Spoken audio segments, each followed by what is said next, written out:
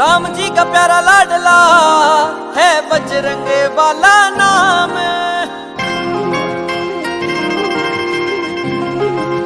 राम जी का प्यारा लाडला है बजरंग वाला नाम। भगतारा दुख काट रहा बाबो बैठा साला सरदाम। भगतारा दुख काट रहा बाबो बैठा साला सरदाम।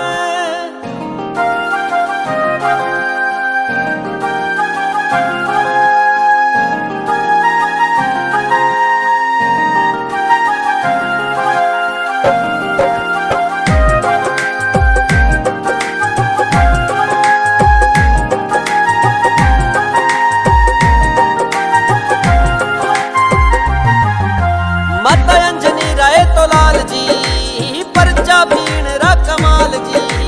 कोटो रखे बाला जी तो हाथ में रवे सदा राम जी रे साथ में। बपो रवे सदा राम जी रे साथ में। बपो भोले भाले भगतारा सारे सकला काम। राम जी का प्यारा लाडला है बजरंग वाला नाम। भगतारा दुख काट रहा बाबो बैठा साला सरदाम। भगतारा दुख काट रहा बाबो बैठा साला सरदाम। गुड इवनिंग सबको। और आई होप कि आप सब ने पहली वाली रील देख ली होगी। ठीक है, आज जो है सर आईबीसी के रिवीजन सीरीज़ का वीडियो नंबर 2 या लेक्चर नंबर 2 आप बोल सकते हैं। सबसे पहले लास्ट लेक्चर में अपन ने क्या किया था, तो पार्ट नंबर 1 प्रिलिमिनरी सेक्शन 1 से 3, पार्ट नंबर 2 सेक्शन 4 से 77 capital A, part number 3 section 78 से 187 और पार्ट नंबर 4 में सेक्शन 188 से 223 और लास्टली पार्ट नंबर 5 जो कि मिसलेनियस वाला था 224 से लेके 255। तो ये सब आप एक बार गो थ्रू कर ले। ठीक है, और ये वीडियो 20 से 25 मिनट का रहेगा। ठीक है, हफ्ते में एक ही बार लेके आऊँगा मैं मोस्टली।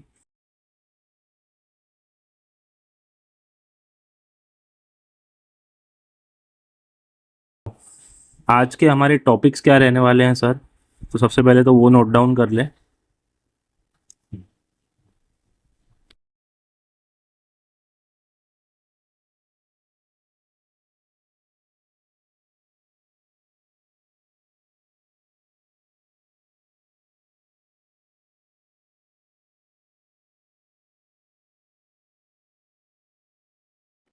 सबसे पहले तो अपन ओरिजिन ऑफ द कोड के बारे में बात करेंगे कि ये जो कोड है इंसॉल्वेंसी एंड बैंकरप्सी, अब ये जो दो वर्ड है इनका ओरिजिन कहाँ से है।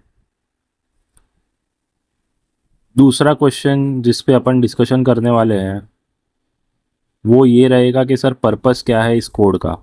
अब कोई भी लॉ अगर लाया जाता है, कानून में संशोधन यानी कि अमेंडमेंट किया जाता है, तो उसके पीछे कोई ना कोई रीज़न होता है। क्वेश्चन नंबर 3 आज अपन डिस्कस करने वाले हैं वो है कि इसके कॉन्स्टिट्यूशनल एस्पेक्ट्स क्या हैं सर। इसका मतलब ये है कि ये बना कौन से लिस्ट से है, कौन सी एंट्री से बना है, तो उसके बारे में मैं आपको कॉन्स्टिट्यूशन ऑफ इंडिया का डायरेक्ट दिखाऊंगा और आप लोग खुद भी इन फ्यूचर फॉर रेफरेंस उसको देख सकते हैं वेबसाइट पे जाके। क्वेश्चन नंबर 4 जो हम डिस्कस करने वाले हैं वो प्रोफेशनल्स के लिए होने वाला है। All the professionals watching this video, this one is for you. How to consult someone regarding the insolvency code. So कोई भी अगर पर्सन आता है आपके पास में, कोई भी कंपनी आती है, ठीक है, तो अगर वो आप लोगों से इंसॉल्वेंसी के रिगार्डिंग केस लेकर आ रही है तो आपको इस कोड के कौन से पार्ट्स को रिफ़र करना है उसके बारे में आज अपन डिस्कस करेंगे।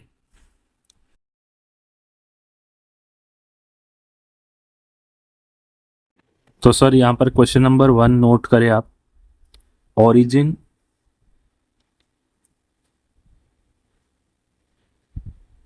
Of insolvency and bankruptcy.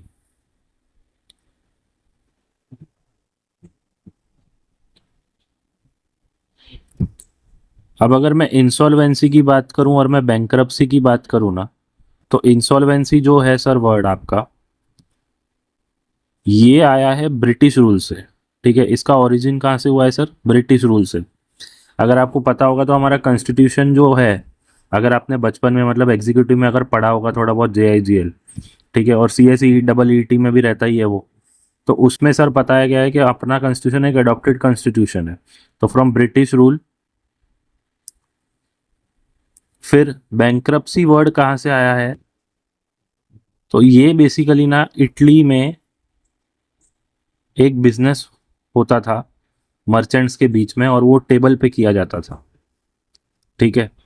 अब वहाँ पर बेसिकली होता क्या था कि अगर कोई ट्रेडर जो है उसने अपना जो प्रॉमिस है वो अगर उसमें डिफॉल्ट कर दिया बिजनेस डील में, तो उस टेबल को तोड़ दिया जाता था और उसको बोला जाता था बैंकारोटा। आप लिखिए, from Italy trade on bench if any person default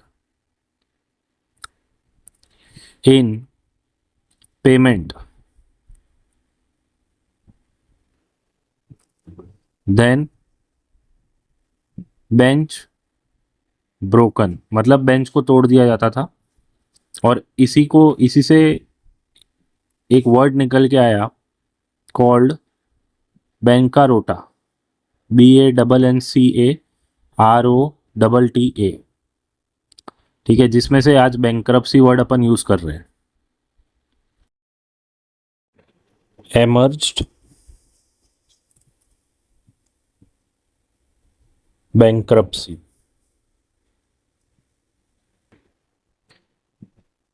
ठीक है।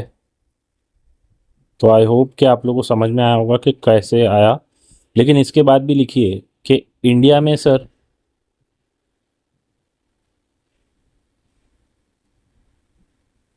लॉज इंट्रोड्यूस हुए थे कुछ, और सबसे पहला वाला लॉ था first presidency town insolvency act 1909। अब ये बेसिकली ना नाम से ही आपको समझ में आना चाहिए कि जो प्रेसिडेंसी टाउन थे वो टाइम पे उनके ऊपर ही एप्लीकेबल था। तो लिखिए, applicable only for insolvency regarding या insolvency in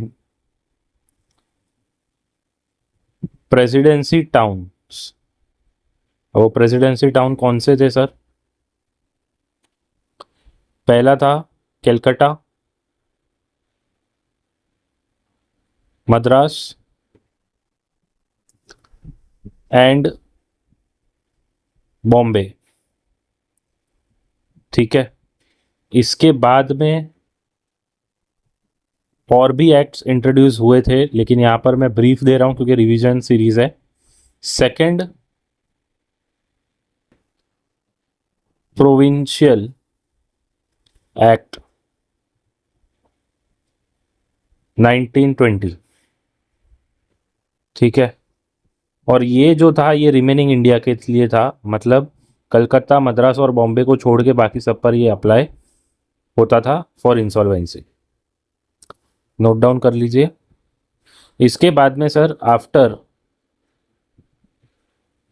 that many act came into force. अब बहुत सारे एक्ट आए जैसे कंपनीज एक्ट 1956 वगैरह वगैरह, to resolve insolvency.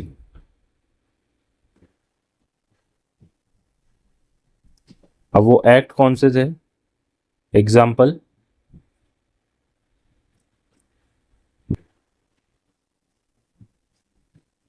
Companies act 1956,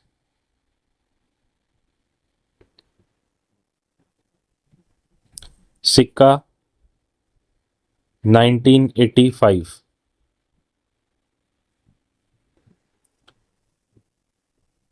Indian partnership act 1932,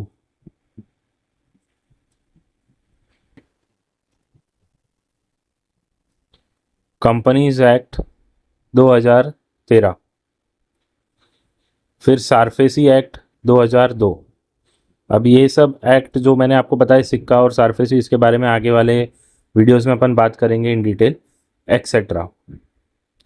ठीक है, फाइनली सर क्या हुआ, गवर्नमेंट ने कोड बनाया, और कोड का मतलब एक यूनिफाइड लॉ होता है। ठीक है, वो आगे अपन डिस्कस करेंगे नेक्स्ट वाले टॉपिक, जो नेक्स्ट वाला वीडियो आएगा उसमें यही रहने वाला है कि कोड और इंश्योरेंस ये सब का मीनिंग क्या है। तो अभी लिखिएगा, finally government introduced IBC 2016, insolvency bankruptcy code 2016। तो ये आपका एक एक्ट था, ये आपका एक एक्ट था, और इंसॉल्वेंसी और बैंक्रप्सी का ओरिजिन मैंने आपको बता दिया। तो अपना फर्स्ट वाला जो क्वेश्चन है सर वो यहाँ पर ख़त्म होता है। इसके बाद में अभी पर्पस क्या है सर इस कोड का, ठीक है, तो वो भी लिखिए यहाँ पर। Question number 2, purpose of the code.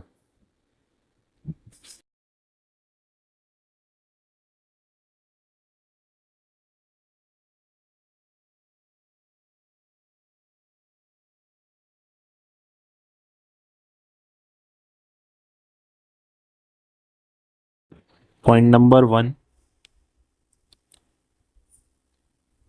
Provide resolution to debtors and creditors dispute। अब देखिए, इंसॉल्वेंसी लॉ में दो ही पार्टीज इन्वॉल्व होती है नॉर्मली, एक होता है डेटर, एक होता है क्रेडिटर, और उनके डिस्प्यूट को एक रिजोल्यूशन प्रोवाइड करने के लिए पर्पस है इसका। सेकंड वाला पॉइंट लिखिएगा, create a platform for negotiation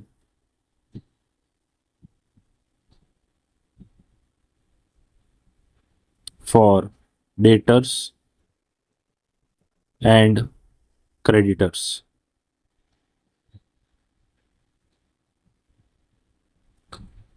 third वाला point, provide relief to creditors rights. Fourth वाला पॉइंट, जो कि नॉर्मली आधा सच है एक तरीके से, रिवाइवल ऑफ सिक कंपनीज। अब देखिए, इसके ऊपर में केस भी हुए हैं, ठीक है, केस लॉस के जजमेंट्स हैं इस पे। सिक कंपनी का मतलब यहाँ पर ये है कि फाइनेंशियली सिक कंपनीज, ठीक है। तो ये भी एक पर्पस है इंसॉल्वेंसी बैंक्रप्सी कोड का। तो ये चार आपके पर्पस निकल के आ रहे हैं।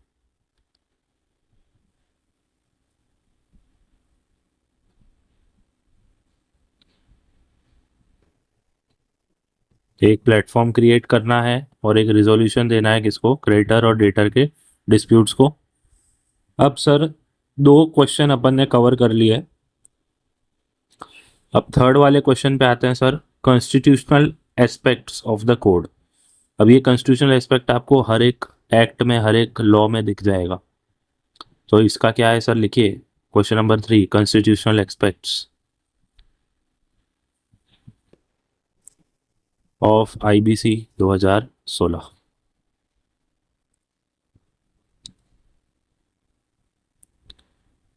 अब मैं आपको बता दूं कि कोई भी लॉ बनने से पहले वो कागज का टुकड़ा एक बिल होता है सर, ठीक है। अब वो बिल जो है सबसे पहले लोकसभा में रखा जाता है to be passed. Lok Sabha is also known as lower house of parliament, और हाउस ऑफ पीपल भी बोला जाता है। तो यहाँ पर लिखिए, आईबीसी 2016 कब जो है रखा गया था, made by parliament. Point number 1, parliament में 3 बॉडीज होती हैं, जिसमें से आपकी लेजिस्लेटिव बॉडी है उसने बनाया होगा। Entry number 9 of the concurrent list. अब जो 7 शेड्यूल है वो भी मैं आपको अभी दिखा दूंगा।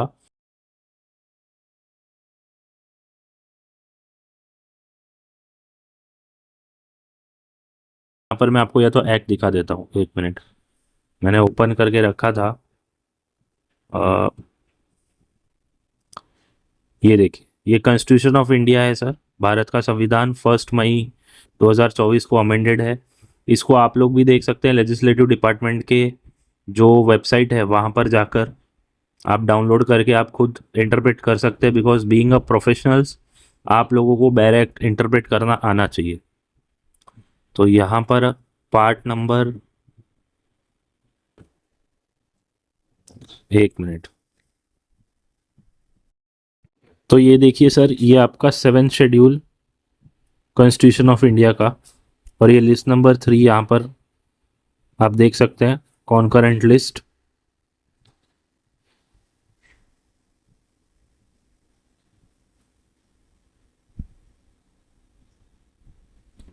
ये पेन एक्चुअली में यूज़ करने को नहीं जम रहा है, ठीक है, थोड़ा सा इग्नोर करना इस चीज़ को।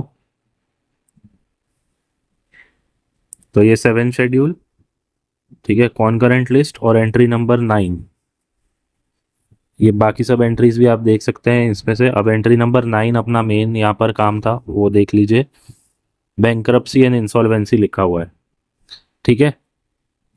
तो इसी तरीके से आप बाकी एक्ट्स के बारे में भी स्टडी खुद से कर सकते हैं, थोड़ा R&D करके, क्योंकि आपके पास में रिसोर्सेज हैं अवेलेबल, ठीक है, तो उनका थोड़ा यूज़ करें।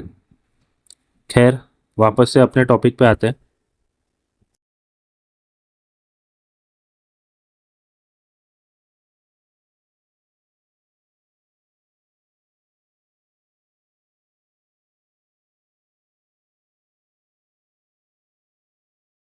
तो अभी सर 3rd पॉइंट लिखिए, इंट्रोड्यूस्ड इन लोकसभा, जिसके बारे में मैं बात कर रहा था।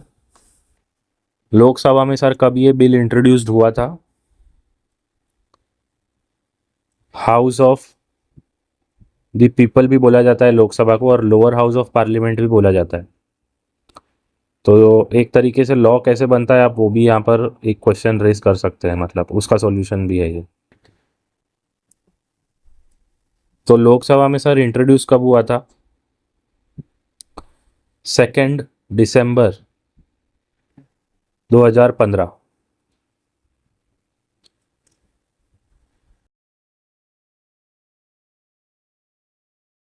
अब इसके बाद में 4th point, passed in Rajya Sabha 11 मई 2016, ठीक है। राज्यसभा जो है उसको अपर हाउस ऑफ पार्लियामेंट बोला जाता है। और सर इसमें एक चीज़ रह गई, पास्ड इन लोकसभा, क्योंकि ऑफकोर्स उसके पहले पास होना ज़रूरी है वहाँ पे। तो वो 5 मई 2016 को लोकसभा में पास हुआ था।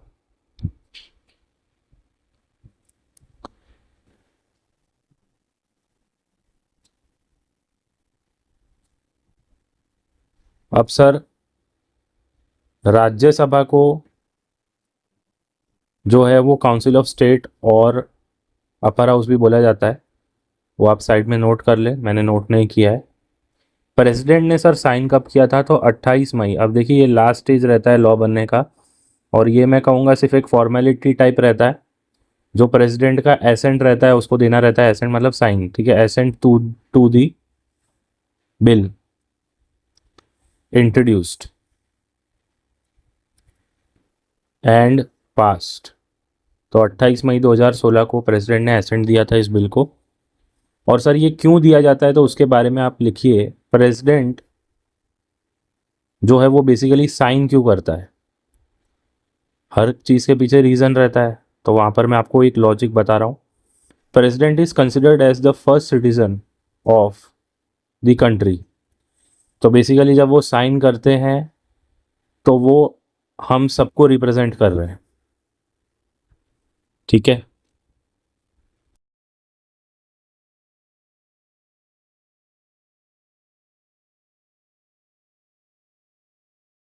सर हमारे 3 क्वेश्चन आई थिंक हो गए। अब आते हैं सर अपने 4th वाले पॉइंट पे, जो कि सभी प्रोफेशनल व्यूअर्स के लिए हैं, और ऑफ कोर्स प्रोफेशनल जो सीनियर है मेरे से उनको तो ये चीज़ पता रहेगी, लेकिन ऑफकोर्स बहुत सारे स्टूडेंट भी हैं जो इन फ्यूचर इस प्रोफेशन में काम करेंगे, क्या पता। ठीक है, आईपीएस, आईपीएस वगैरह वगैरह। Question number 4 sir, how to consult someone. तो लिखिएगा, फॉर एग्जाम्पल, यहाँ पर मैं आपको प्रैक्टिकल एग्जाम्पल से बताऊंगा। मिस्टर एक्स हैं और मिस्टर एक्स आते हैं आपके पास में, आप व्यूअर्स हैं। ठीक है, ये मेरी ड्राइंग आप इग्नोर करें, मिस्टर स्टूडेंट या फिर व्यूअर, स्टूडेंट्स क्योंकि देख रहे हैं वो भी। और मिस्टर एक्स क्या कहते हैं आप लोगों को कि आई एम अनएबल टू पे माई डेट, मतलब इंसॉल्वेंट हो गए भाई।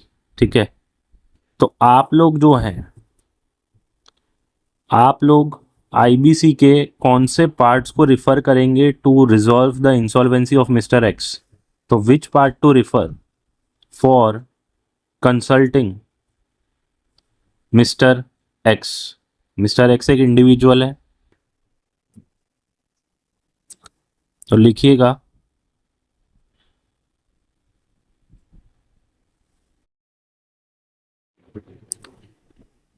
पहले तो आप रिफर करेंगे सर पार्ट नंबर 1, जो कि नॉर्मल है सेक्शन 1 से 3 प्रिलिमिनरी, अगर आपको याद हो तो। फिर आप रिफर करेंगे सर पार्ट नंबर 3। अब पार्ट नंबर 3 क्यों है, क्योंकि ये इंडिविजुअल है। फिर आप रिफर करेंगे पार्ट नंबर 4, जो कि रेगुलेशंस है आईपीएस और आईपीएस का। फिर आप पार्ट नंबर 5 को रिफर करेंगे, और यहाँ पर आप सेक्शंस भी लिख लें। ठीक है, आप जितनी बार देखिए, अब मैंने पहले सेक्शन लिखा हुआ था लेकिन मैं वापस लिख रहा हूँ। ये भी एक रीज़न है कि आपको मुंह जुबानी सेक्शंस ऐसे याद होंगे सर, आपको खुद को लिखना पड़ेगा, आपको सुनना पड़ेगा, आपको पढ़ना पड़ेगा, आपको रिपीट करना पड़ेगा। ठीक है, सेक्शन 1, 2, 3, फिर पार्ट नंबर 3 आपका आई थिंक सेक्शन 78 से शुरू होता है। ठीक है, अब ये 77 कैपिटल ए को आप इग्नोर करें, क्योंकि ये वीडियो में बाद में ऑडियो रिकॉर्ड कर रहा हूँ।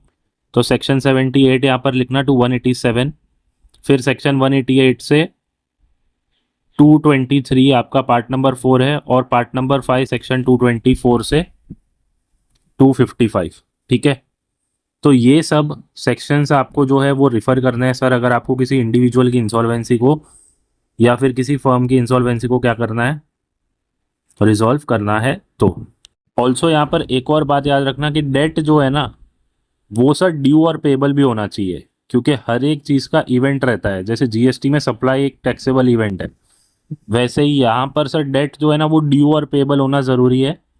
तो ये भी आप चीज़ नोट कर ले। अब सर सेकंड वाला, अपन एक कंपनी का एग्जांपल लेंगे। कंपनी यानी कि कॉरपोरेट पर्सन, क्योंकि जो आपका मेन पेपर आता है बीइंग अ कंपनी सेक्रेटरी। ठीक है, आप मोस्टली कंपनीज़ में काम करेंगे, बड़ी बड़ी कंपनीज़ में, इसलिए मैं यहाँ पर बड़ी कंपनी का ही एग्जांपल ले रहा हूँ, रिलायंस इंडस्ट्रीज़ का। और ये एग्जांपल है भाई, ठीक है, तो एग्जांपल के तौर पे ही रखना। अब रिलायंस ने मान लो डिफ़ॉल्ट कर दिया और वो आपके पास में आ रही है, व्यूअर्स के पास में या फिर स्टूडेंट्स के पास में। रिलायंस क्या कहती है भाई कि हमने लोन लिया था और हम अनेबल टू पे हैं। मान लो XYZ बैंक से लिया होगा, तो सर ऐसे केस में आपको कौन से पार्ट्स को रिफ़र करना है फॉर कंसल्टिंग रिलायंस। ठीक है, हमेशा आप बड़ा सोचे, इसलिए मैंने यहाँ पर एग्जांपल रिलायंस का लिया है। ठीक है, ड्रीम बिग, और उसके लिए मेहनत भी करनी पड़ेगी ऑफ कोर्स। पार्ट नंबर 1 जो है सर, वो तो आपको रिफ़र करना ही पड़ेगा, आपका प्रिलिमिनरी है। पर यहाँ पर पार्ट नंबर 3 की जगह पे पार्ट नंबर 2 आएगा। और क्यों आएगा, सेक्शन 4 से 77 कैपिटल ए, जो कि कॉरपोरेट पर्सन से डील करता है। फिर पार्ट नंबर 4 और पार्ट नंबर 5, इसके सेक्शंस कौन से हैं तो आप ये लिख लें। और ये बार बार मैं इसलिए बोल रहा हूँ क्योंकि आप जितना राइटिंग प्रैक्टिस करेंगे आपका पेपर उतना जल्दी सॉल्व होगा, और आपको खुद को सेक्शंस मुंह जुबानी याद हो जाएंगे। ठीक है, तो नोट्स जब, क्योंकि बहुत सारे लोग जो है ना बस ग्रुप्स पे नोट्स शेयर करवाते हैं सर, आप दूसरे के नोट पढ़ के पास नहीं हो सकते। ये मैंने सब किया है, इसलिए मैं ज्ञान नहीं दे रहा हूँ। चलो, तो आई होप कि आप लोगों को वीडियो पसंद आया होगा, और कमेंट सेक्शन में ज़रूर बताएं, अपने दोस्तों के साथ में ज़रूर शेयर करें। ठीक है, मिलते हैं ऐसे ही किसी नए वीडियो में। ये सब सेक्शंस आप रेफ़र कर लिए। देखिए मैंने जो गलती यहाँ पर की है लिखते वक्त, अब वो हो जाती है भाई, एट दी एंड इंसान है, बहुत सारे काम भी रहते हैं, खुद की पढ़ाई भी करनी रहती है। ठीक है, तो उस वजह से एक छोटा मोटा मिस्टेक हो सकता है, क्योंकि at the end we are humans. तो टाइपोग्राफिकल एरर को इग्नोर करें। मिलते हैं ऐसी किसी नई वीडियो में, तब तक के लिए धन्यवाद आप लोगों का। जय हिंद, वंदे मातरम।